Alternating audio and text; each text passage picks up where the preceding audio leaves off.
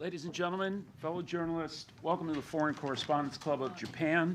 I'm Dan Sloan, president of this organization. We are joined today by this year's Nobel Peace Prize laureate, Nihon Hidankyo, the Japan Confederation of A and H-bomb sufferers organizations.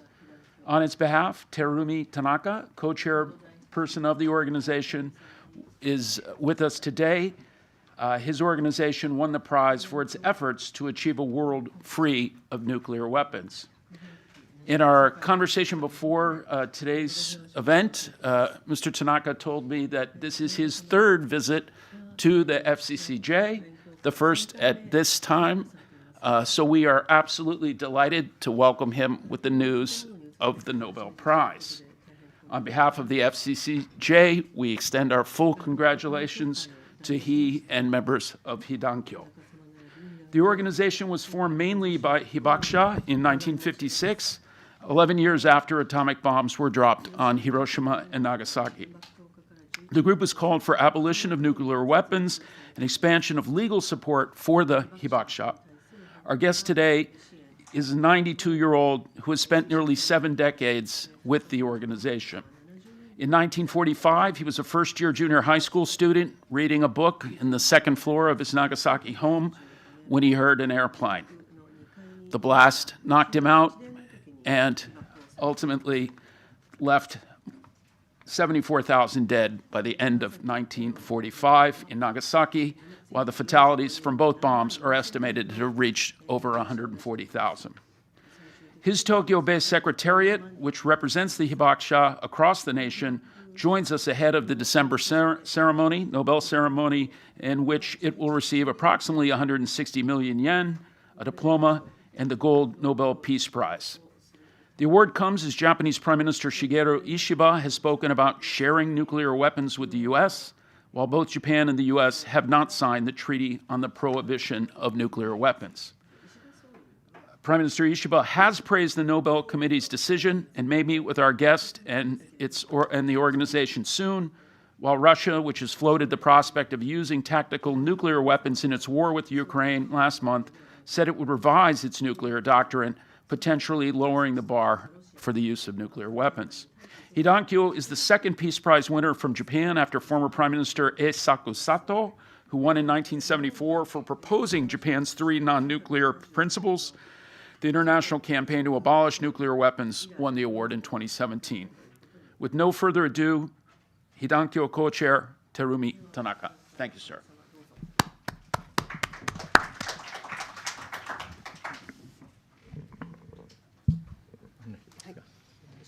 どうもお呼びいただきましてありがとうございました。So thank you for the invitation. 簡単な紹介が今あったようです。もうちょっと詳しく言いますと、まず原爆が投下された直後のことってちょっと簡単だけ、爆撃機1機で来ておりますので爆弾を投下するとは全く予想してなかったんですけども、突然周りが真っ白になっちゃったんで音もなくですね。でそれで、やっぱり人間は危機を感じだと思うんですけど、2階にいましたので下まで駆け下りました。でそこで伏せます。しかし伏せた瞬間に気を失っちゃった。何にもないんですけど気を失ってしまってるんですね。それ原因は分かりません。多分爆風が来てるのが原因だろうというふうに思いました。で爆風が来てるわけですけれども、その爆風が来たことも音がしたことも、それから建物が半分ぐらい壊れたことも全く記憶がない、気を失っていたというのが直後の。So I'd like to share a little bit about what happened at the time of the atomic bomb being dropped. It was just introduced by Mr. Sloan, but at that time it was just one airplane, and so we didn't expect the bomb to be dropped on Nagasaki.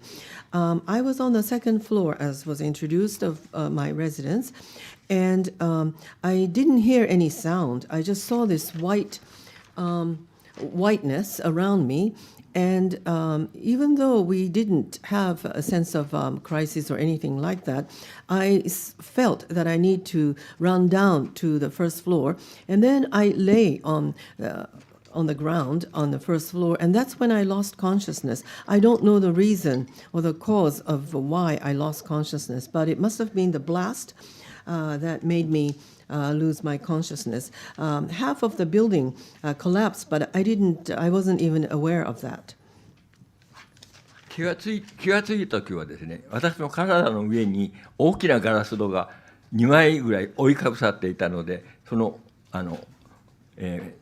おふくろが私の存在を探していたんですけど、見えなかったので大きな声で盛んに私の名を呼んでいました。その声で気がついた。So when I came to, there were two glass doors on top of myself. So my mother was looking for me, but she couldn't find me because I was under the glass doors. And she was screaming, she was yelling my name, and that's when I came to, hearing her voice. ガラス戸が全くたくさんあったんですけど、割れてないんですね。私は今もそれは奇跡だと思ってるんですけれども、長崎の町でガラス戸が割れなかったというほとんどの町が木っ端みじんに割れているの。私の上にかぶさったガラス戸だけガラスが割れてないというのは、私はやっぱり生きろというだったんじゃないかという思っております。So there were a lot of glasses in the house, but the two glass doors which fell on top of me, it was intact. It was almost like a miracle. In Nagasaki, I don't think there was anyone else who had this kind of experience because most of the glasses just shattered. And so I think this was a message to me to keep living. 長崎都市系はご存知だと思いますけど、3つの谷からできていまして、西側と真ん中と、南側ですね。で、爆心地はその西側の谷になっているわけです。で、その爆心地と私のいたところとは山が一つあるんですね。で、そのためにガラスも割れなかったりですね、私も今日まで生き延びることができたと思うんですけども、その爆心地近くはもう壊滅しているわけです。それでそこに私の叔父だとか叔母だとかいとこだとかっていうのが住んでいましたので、そのうちの5人が一つの爆弾で命を奪われてしまいました。So there are three valleys in Nagasaki, as you may know, on the west side and the center and in the south. The epicenter was the valley in the western part of Nagasaki. And then there's a mountain, and across the mountain was my residence, my house. So maybe this is the reason why, because I was protected by the mountain from the epicenter, the glasses didn't shatter. Of course, around the epicenter, everything collapsed, completely destroyed. I had 5 relatives who lost their lives by just that one bomb. My aunt, my uncle, and my cousins all lost their lives because they lived near the epicenter. その時4キロ四方はですね、建物はみんなないし、まだ生きているけれども、怪我をして生きているけども、全く介護の手が伸びていない。それから亡くなっているのに誰もそれを収容しないというのが、私が中心地に入った3日目の惨状です。おそらく何百人か何千人の方が放置されたままになっていたんじゃないかと思います。それを見て、中学校の1年生ですから、沖縄がもう陥落しておりましたので、長崎もやがて上陸してくるだろうと。そこでは私も戦って死ぬことになると思っていたんですけども、その惨状を見て、戦争でもこんなひどいですね、殺し方をしちゃいかんということを本当にその時強く感じました。それが今日までの信念になっております。So the epicenter, around 4 kilometers around the epicenter, circumference of about 4 kilometers, everything was destroyed. All the buildings had collapsed. And as I said, it was probably a miracle that I survived. But those people who were injured, there was no aid that came to them, or even the dead bodies were there for a few days. So I finally reached the epicenter, the site, after 3 days, and I just witnessed this complete destruction of the city. And we had heard that Okinawa had already given up, and that in a matter of time, the U.S. Army would be coming in to Nagasaki. And I thought, I was determined that I would fight until death. But when I saw the devastation in the around the epicenter, I felt that this is no way to die, or this is no way to kill a human being. And so I thought, oh, this is a message for me that I need to convey this message to the rest of the world. And this is the reason that I have been able to maintain the conviction that I have today. 原爆の直後のことをお話しするとですね、長く時間がどれくらいあっても足りませんので、次にそのノーベル賞と関わりのある、日本被団協の組織とその運動のことについてご紹介したいと思います。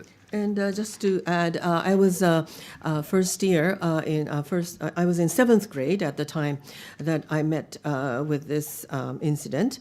But it's going to, I could spend hours and hours talking about exactly what happened after the bombing. But because of time constraints, I'd like to switch to the Hidankyo, explanation about the Hidankyo and the organization which won the Nobel Peace Prize this time. この度の選考の委員長の説明ですね、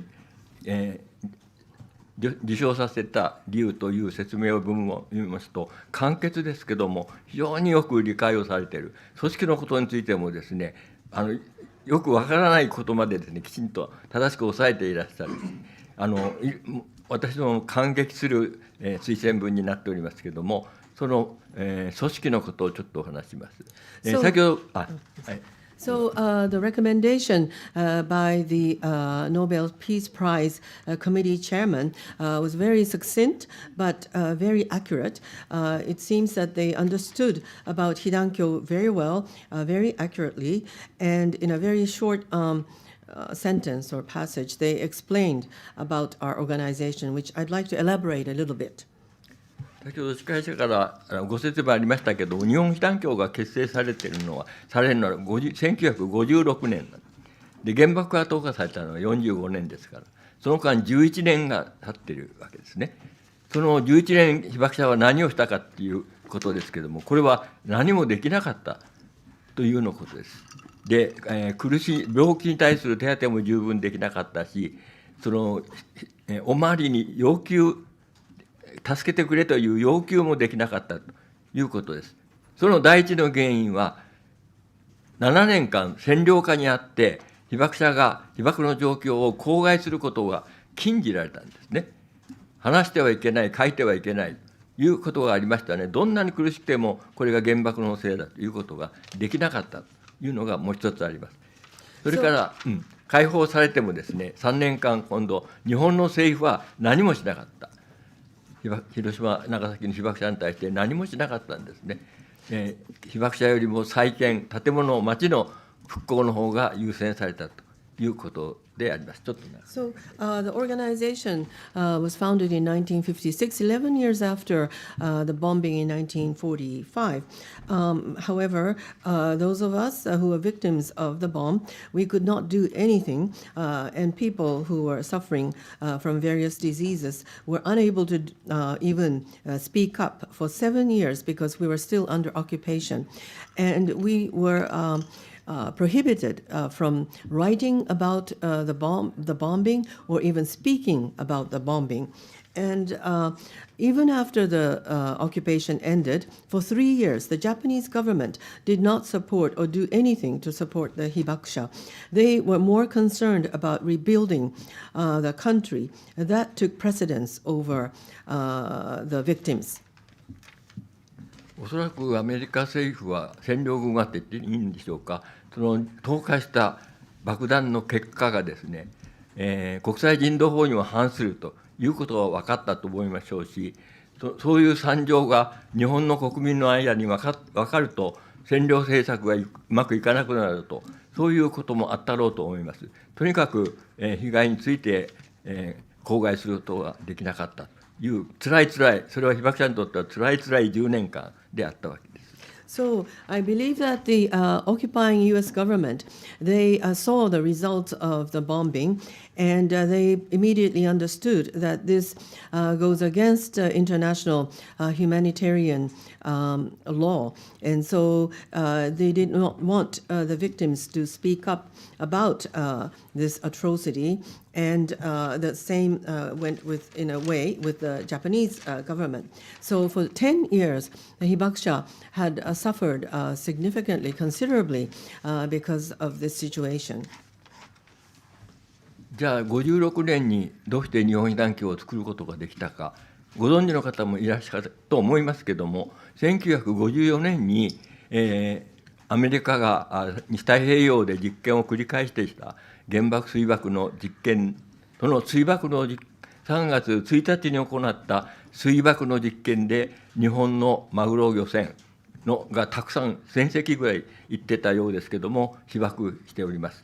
でそのうちの一つの第五福竜丸というのが一番近海にいて、そこに乗務員の23人が全部被爆したという状況が分かってからであります。And so, why were we able to establish the Hidankyo in 1956? Well, you probably know that in 1954, U.S. was conducting experiments in the Pacific Ocean repeatedly. They were experimenting with the H-bomb. And on March 1st, they, through their experiment, there were about 1,000 Japanese shipping boats shipping tuna fish. And one of them, the 5th of Fukuryu-maru, was one of the ships, was hit by the bomb, and 23 of the shipmates were hit by this bomb.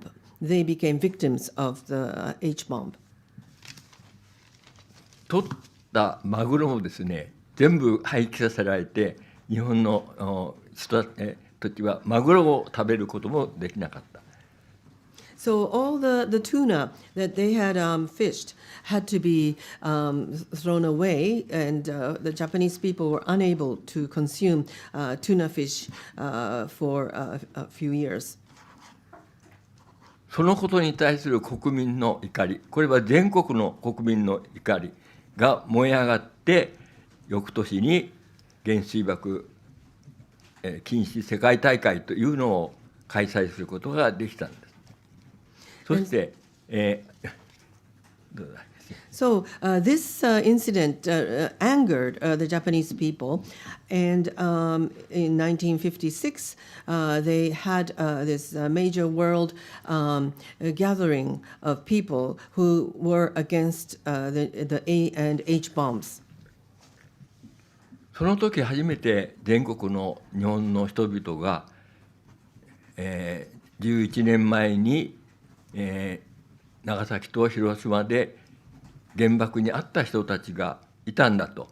でその人たちが放射能の障害というのがその第五福竜丸の乗組員の結果から分かるに従ってまだ苦しんでいるんじゃないか、そういう人たちがたくさんいるんじゃないかというので、隠れていた被爆者探しが運動の中で行われることになります。そうして、その一年の運動の中で全国の被爆者が勇気をもらって、翌年の第2回の、原水爆世界大会で私たちは被爆者だという名乗りを上げて、国民の協力と、政府の対応を求めて、結成したのが日本被団協。それが1956年の8月10日になります。So people around Japan, they found out that there were many people who became victims of the atomic bombs in Nagasaki, in Hiroshima, through this incident of the tuna fish being attacked by the bomb. And so they said, oh, there must be many victims who are still suffering from the A-bomb on Hiroshima and Nagasaki in 1945 from the radiation. And so after 1 year of various movements or activities, they all stood up and supported us. And at the time of the second holding of this World Conference against nuclear weapons, or A-bomb and H-bomb, on August 10th, 1961, this second World Conference was held, but they officially supported or acknowledged the fact that our organization should become the representation of the Hibakusha for Nagasaki and Hiroshima. その時にまだ結集できた被爆者は全国的にそんなに多くはないんですけれども、各県ごとに、被爆者の会を作ってその協議会として出発するというのが、日本被団協の発足のシステムだったわけです。So we tried to get as many people as possible who are victims, but not everyone spoke up in the beginning. But we tried to organize a group in each prefecture in Japan of the Hibakusha, and started by having like a consultation committee for the Hibakusha. That was the beginning of this organization. 従いまして、日本被団協というのは47都道府県に在住している被爆者がそれぞれ自分たちの会を作って集まっているというものであります。So in the 47 prefectures in Japan, they have these associations of the Hibakusha, and together this association has grown or has become the Hidankyo, Nihon Hidankyo that it is today, that we have today. 次は被団協が結成されて直ちに政府に対して援護の要求を始めるわけですね。でもう毎年毎回被爆者の集まる被爆者が多くなっていて、政府はほっとくわけにいかないということで、あと、翌年のですね1957年に初めて日本政府が被爆者に対する援護を開始、法律を作るわけです。Eventually, I mean, everyone got together and started lobbying to the Japanese government for support. And so since the movement grew to a certain extent, the Japanese government could not ignore the victims anymore. And in 1957, for the first time, the government decided to have a law that would support the Hibakusha. 結成宣言というのがあるんですけど、いつも私たちが引用するんですけども、長い宣言なんですけども、最後にですね、私たちは今日の集まりで亡き人々を偲び、また長い年月の限りない思いを互いに語り合いました。で、いろいろ言って、最後にですね、世界に訴えるべきは訴え、国家に求むべきは求め、自ら立ち上がり、互いに愛、救う道を講ずる。そして私たちは自らを救うとともに、私たちの体験を通して人類の危機を救おうという決意を新たにします。ここで初めてもう人類を救うんだという気持ちで結成をしたということで。So when Hidankyo was founded, we came up with this proclamation. It's a long proclamation, so I'm just going to quote parts of it. It says, "We have at today's gathering commemorated the dead and talked of the inexpressible sentiments piled up in these long years. And then we would appeal to the world what we would demand the Japanese government to do. We would arouse ourselves and save ourselves. And these talks would provide an occasion to consider the action that we should take in the future." そこで作られた法律は、原子爆弾被爆者の、医療に関する法律というのが正式の名。私どもは原爆医療法と略してずっと、名乗ってきました。And through these activities, the so-called the law that was enacted at the time is called the medical aid for the hibakusha, which was the support that the Japanese government decided to provide to the victims. 名前は立派なんですけども、中身はほとんど何もないというのが最初の法律です。ご紹介しますと、被爆者というのを定義する、4つのカテゴリーを作って、被爆者手帳、健康手帳を交付する。その健康手帳を交付した被爆者に対しては、無料で健康診断を行う。無料で健康診断を行う。これだけです。これが一つです。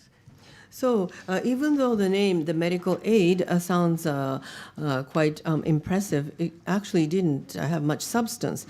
They said that there would be 4 categories to define hibakusha. The first one stated that the hibakusha are able to receive a physical checkup for free. That's all it said. もう一つは、その時は厚生大臣が原爆かかっている被爆者の病気が原爆症と認定できれば、その人の医療費は全額国が持つというものです。And the other point that this medical aid stipulated had to do with the medical expense of the hibakusha. If it is determined that the particular symptoms or disease is caused by the atomic bomb, then they can receive treatment for free. 原爆症ということ自体がですね、まだ十分に解明されていないときに、そういう制限をつけられますので、もう数十万まだ生き残っていた被爆者の本当のもうごくごく 1% にも満たない人しかその該当者にはならない。あとは健康診断を受け入れるというだけだったんですね。So at the time, there was no clear definition about what these atomic bomb symptoms would be, or the symptoms from the radiation would really entail. Therefore, less than 1% of the actual victims were able to receive a free medical aid, compensation from the government. The rest were just exposed to these routine physical checkups. ほとんどの他の被爆者はさまざまな病気をもう抱えていたわけですね。だけどもそれに対しては何にもない。こんなんじゃ政府の援護にならないというので、毎年毎年もう1年に何回も全国から集まって厚生省政府にもっと改善しろという要求運動をそれから展開していくことになります。But this law didn't really help the victims because many of the victims were suffering from various symptoms, and the government wasn't doing anything. So every year, the victims would get together and would visit the Ministry of Health at the time, the government, to lobby for the improvement of the aid that they were providing. その強力な運動が次から次に繰り返される中で、次の対策を政府が打ち出してきました。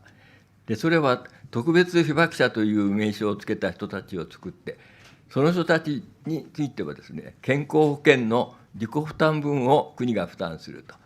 で、どういう人たちかというと、2キロ以内で被爆した人、母子家庭の人、それだけですね。その人たちについては、窓口で払う医療費を国が持つと。And then because of this powerful lobbying and movement, the government decided to come up with the next measure, which was a special treatment of those people who are defined as special hibakusha.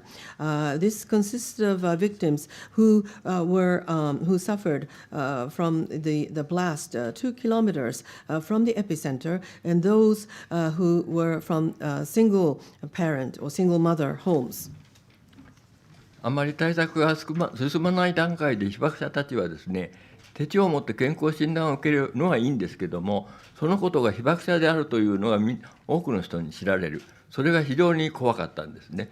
というのは、よくわからないその放射線の影響について差別の意識が広まっていくんですね。それは報道機関の間違った報道があったとも絡まってるかもしれませんけども、差別が生まれるので、手帳を持っているよりももう隠していた方がいいと、特に若い女性の人たちは手帳を持つこと自体にですね抵抗するということはありました。しかしその改善されて窓口の自己負担を国が払うよということになって、やっと少しずつ表に出ないようにしながら手帳を申請するという人たちが増えてきました。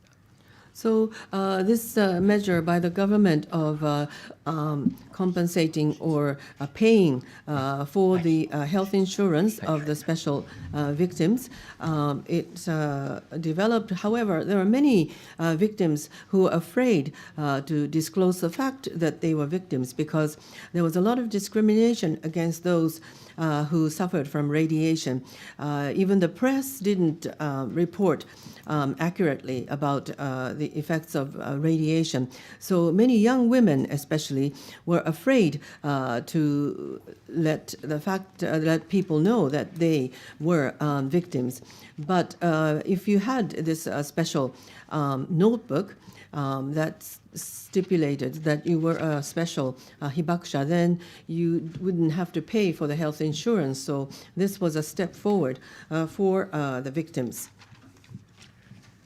それからもう少しでですね、もう一つの法律ができて、それは生活も大変だと被爆者たちはということが分かってきましたので、原子爆弾被爆者に対する特別措置法というのがなんだか分かりませんけれども、各種健康が優れない場合には健康管理手当とか、それから緊急で比較しての保険手当だとかですね、そういう手当ですね、生活に対する補助援護というふうに考え、その2つが出来上がって、それをめぐって私たちはさらに対策の改善を求めていくというのが一つの大きな運動の中で、もう一つは時間がなくなってきましたけど、核兵器をですね、人類を救うといった核兵器を廃絶のための運動を同時に並行して大きく展開していくということであります。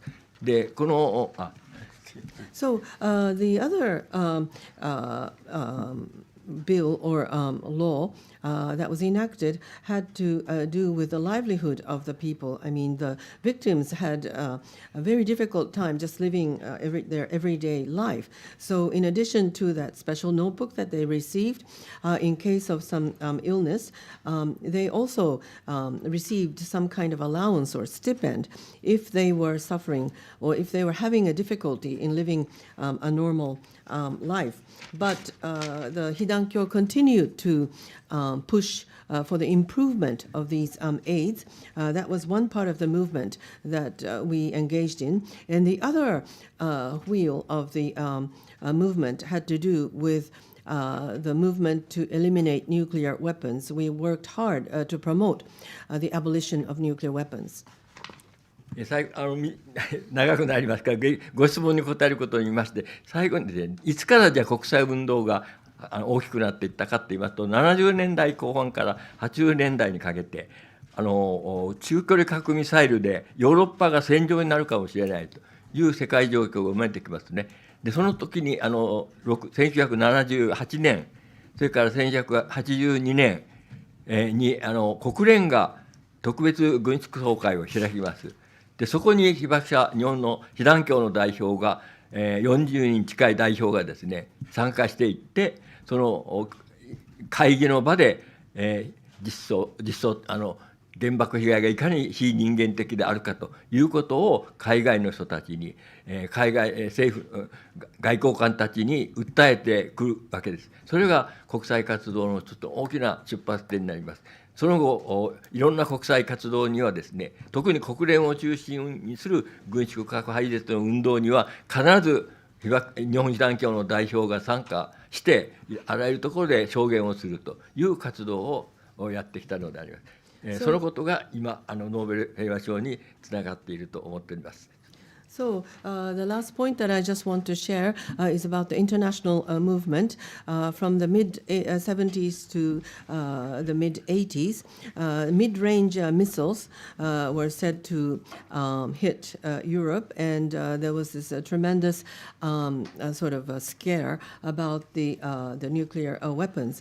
And so they held one of the first disarmament conferences at the United Nations in 1978, and also the second one in 1982. And for the first time, 40 representatives of Hidankyo were invited to the disarmament conference to share their testimonials. And since then, whenever there is some kind of disarmament or nuclear abolition type of conference at the United Nations, the representatives of our organization is invited to share testimonials. I believe that this kind of our activities or movement led to our receiving the Nobel Peace Prize this time.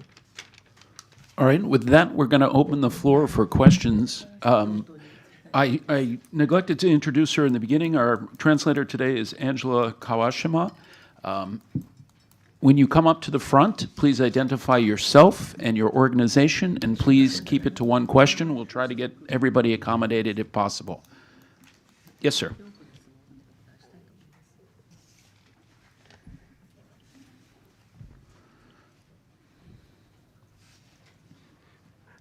My name is Takuya Nishimura. Let me ask in Japanese. 日本語で伺います。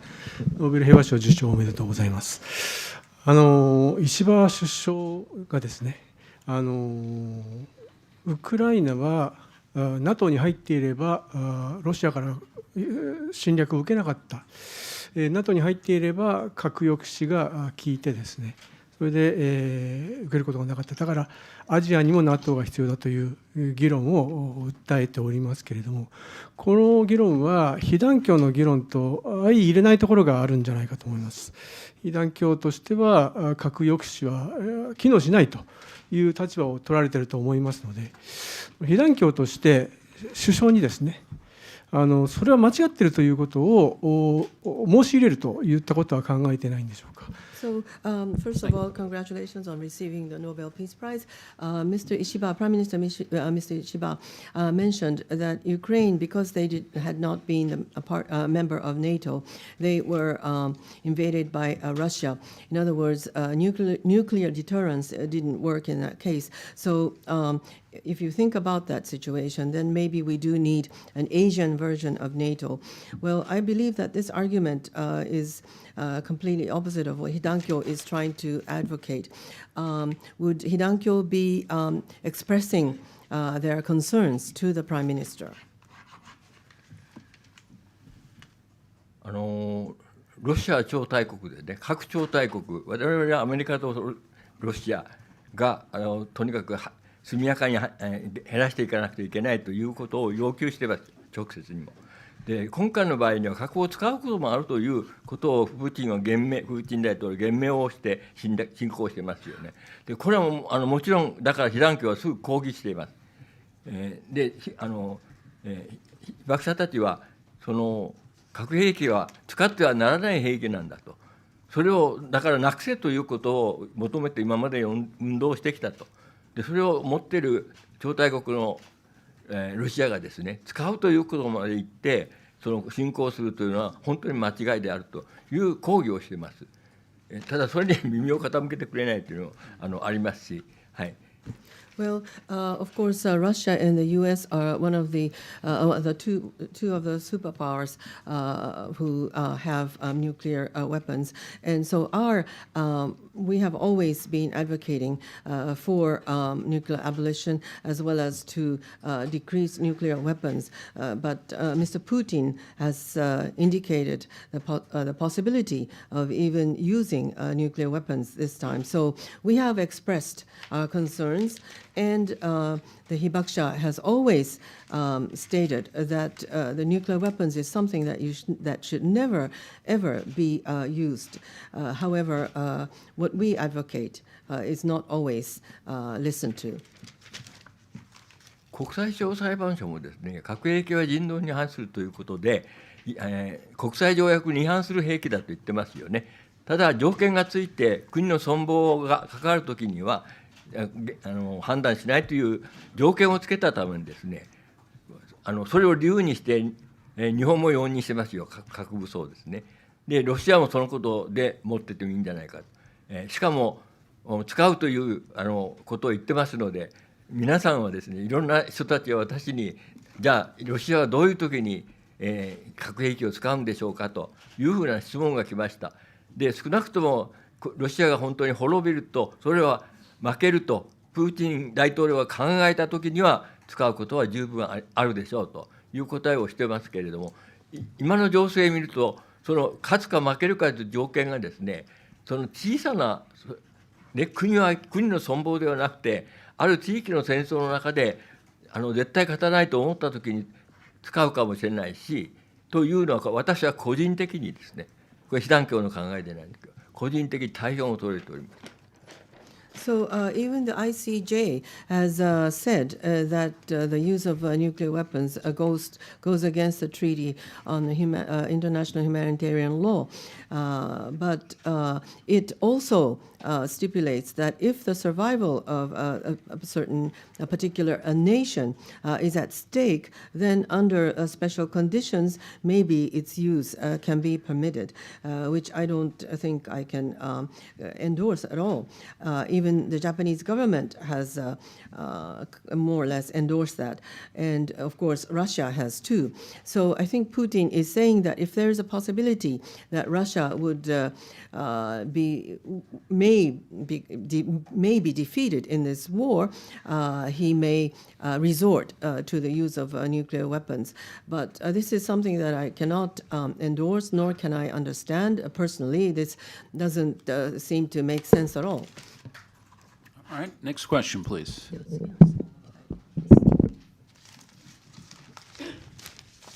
Yes, ma'am.「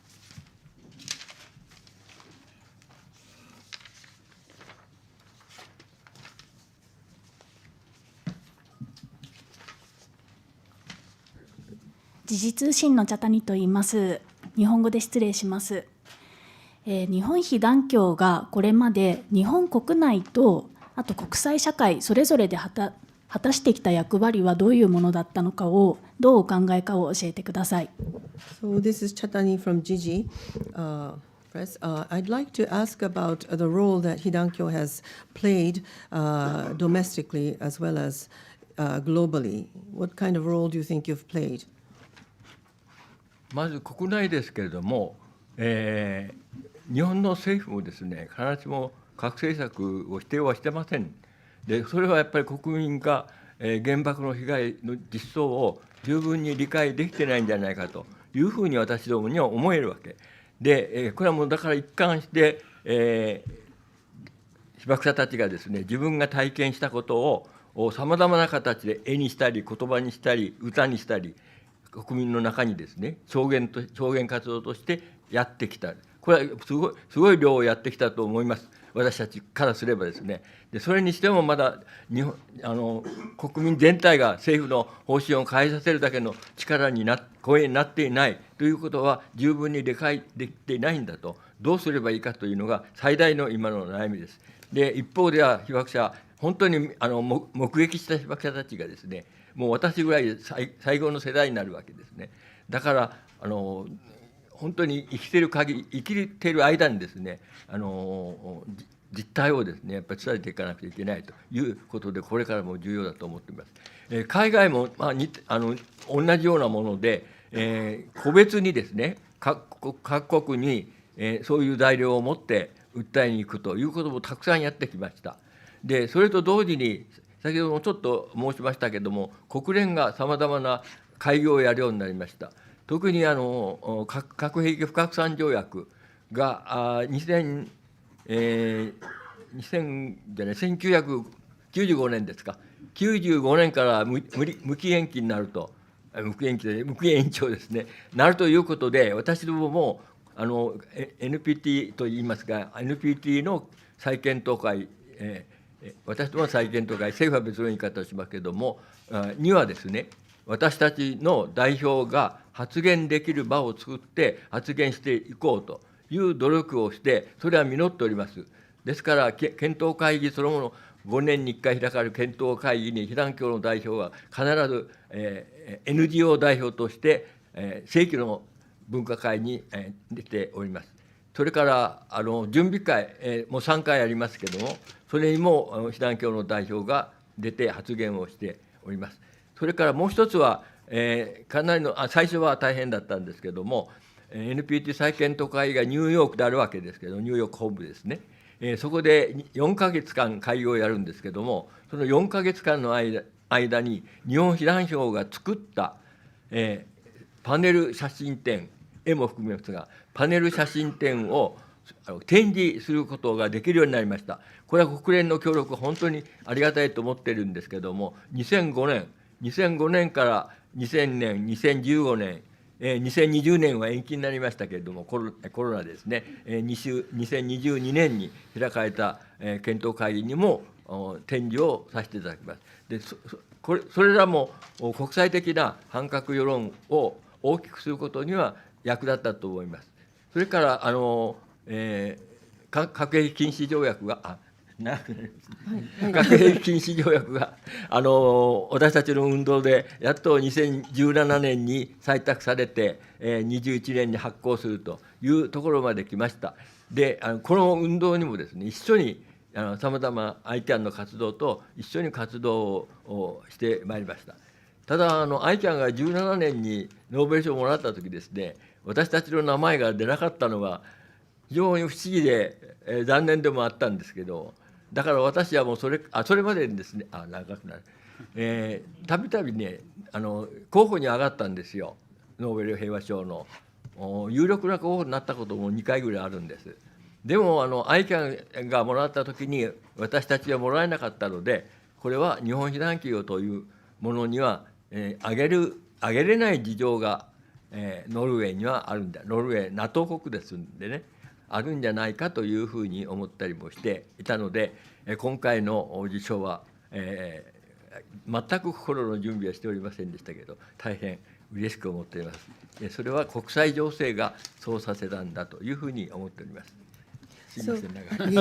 So domestically speaking, of course, the Japanese government isn't completely against the nuclear weapons because I believe that the Japanese people don't really understand the true impact of nuclear weapons. They don't really understand how much the victims have suffered. So we believe that we need to continue to share testimonials so that we can change the public opinion about these atrocious weapons. Now, so that would lead to the Japanese government changing their policies. Now, I am one of the last generations of people who have suffered directly from the atomic bomb. So in that sense, I'm one of the last witnesses. So it's very important that as long as people like myself are still alive, that we continue to advocate this issue. Now, outside of Japan, we have continued to promote nuclear disarmament to each individual country, and also at the United Nations, at the Non-Proliferation Treaty in 1995, they finally decided to indefinitely postpone or to kind of continue with this treaty. And we were invited as representatives and were given an opportunity to speak at NPT.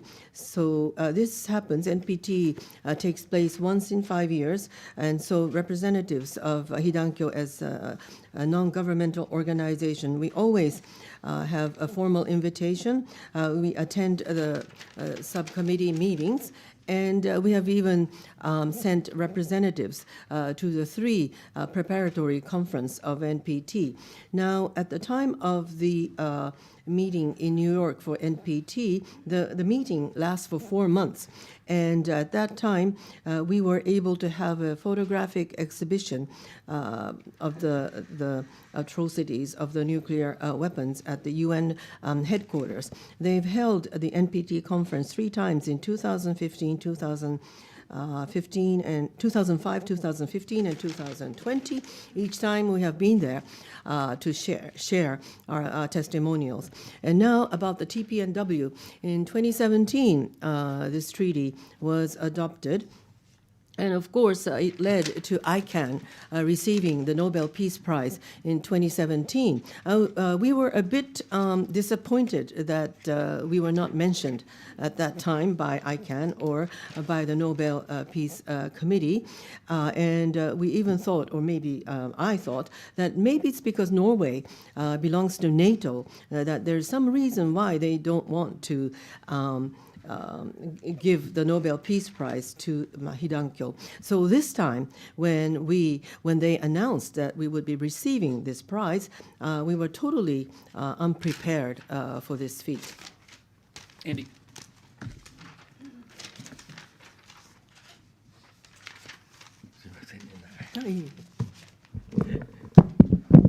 Hi, this is Andy Sharp from Nikkei Asia. Congratulations on the award and thanks for coming today and sharing your story. Two very short questions. First one, if Japan were to give up the protection of the US nuclear umbrella, are you not concerned about Japan's future security situation amid the threats from North Korea and potentially China? And the second one, very quickly, what is your message to the Japanese government on signing and ratifying the Treaty on the Prohibition of Nuclear Weapons? Thank you.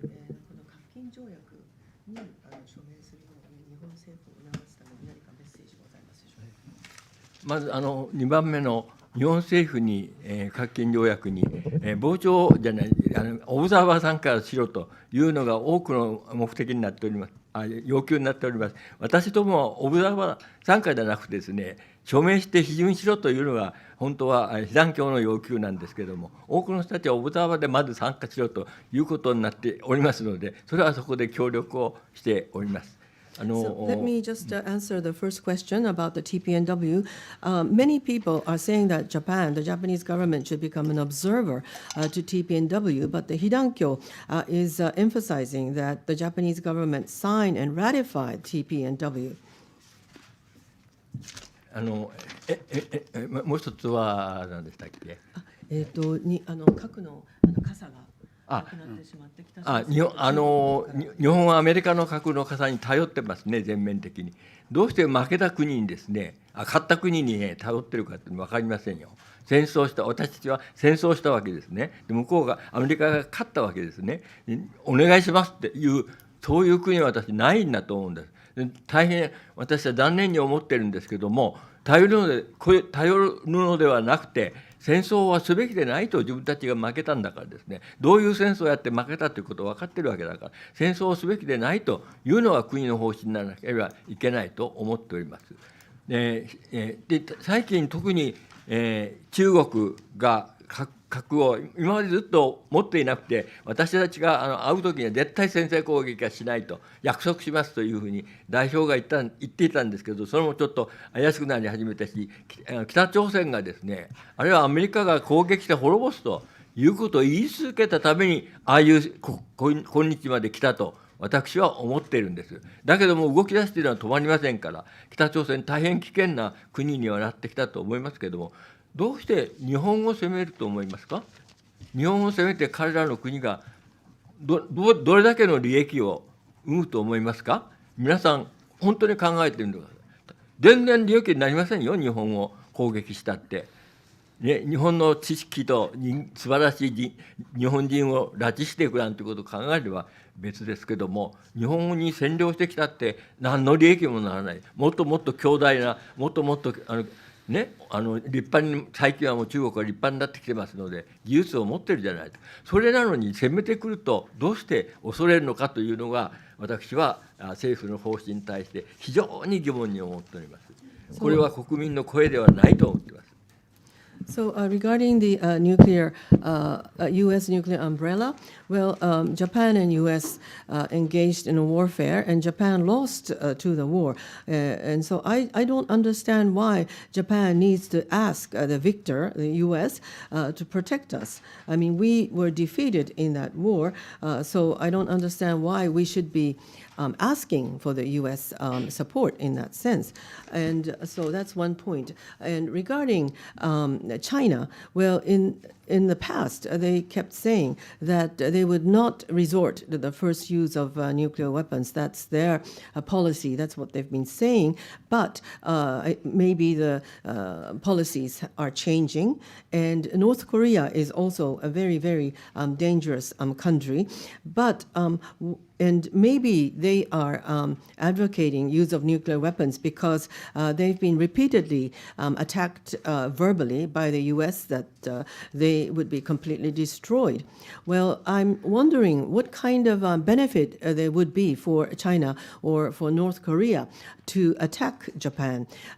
Do they want to abduct Japanese engineers, or do they want to steal Japanese knowledge? Well, I think China has developed significantly. They have wonderful technology, so I don't understand why they would even want to attack Japan.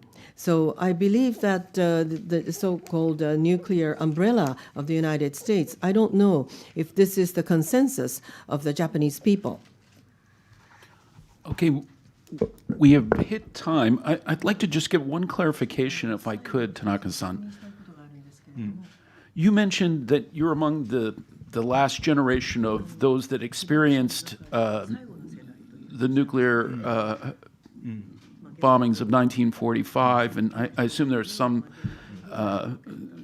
others. But can you identify how large your organization is now and how it will continue into the future when it's almost 80 years since the end of the war and 70 years since the launch of your organization?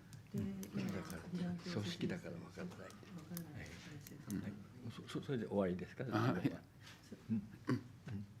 今日本被団協はだんだんメンバーがいなくなるんじゃないかというご質問だったのかもしれませんけれども、日本被団協は最初に申しましたように各自治体からの会の協議体ですね。ですから例えば青森だとかですね、もう100人満たない手帳を持っている人ですね。人たちがしかいない県は会が成り立たないという状況になっていますので、被団協の47都道府県メンバーから青森で残ってますけれども、落ちてる県が10県近くなってきております。で、後残りをどうやって支えていくかということですけれども、私どもは2世はですね、明らかにやはり原爆の被害者でありますよと。直接の放射線じゃないけれども、遺伝を通して、あるいは精神的な負担を通して被害者でありますよと。で、だから私たちの一世がやってきた運動をぜひ継承してほしいと。政府に対する対策は違うかもしれないけど、対策要求をですね、ぜひ核兵器をなくす。核兵器は絶対なくさなくちゃいけない。もう被爆者はみんな確信してますからね、存在させてはいけないと思っておりますので、その運動はやはり2世が中心になり、2世だけ若い人たちがですね、これからの力を合わせてやっていっていただきたいというふうに思っております。So the first generation of victims, of course, is dwindling. So in some of the municipalities, I said 47 prefectures of Japan, some of them have less than maybe 100 members now who have that so-called Hibakusha notebook. So some prefectures had to leave the Hidankyo organization because they didn't have enough members. But we have so-called second generation victims, the younger people. So they are also suffering maybe emotionally or mentally from this the bomb. So I would like the second generation victims to succeed what the first generation people have been doing. Of course, what they would want from the Japanese government may not be exactly the same as what the first generation victims wanted, but I would like to make sure that this movement continues, because this armament is something that needs to be continued no matter what happens. Well, sir, on behalf of the Foreign Correspondents Club, again, I congratulate you and your organization. As a sign of our appreciation of your making time for us, it's not quite the Nobel Prize, but we offer you a one-year honorary membership in our club, and we hope to see you back after your trip to Scandinavia shortly. Thank you very much. 12月の北欧への旅の後にぜひいらっしゃい。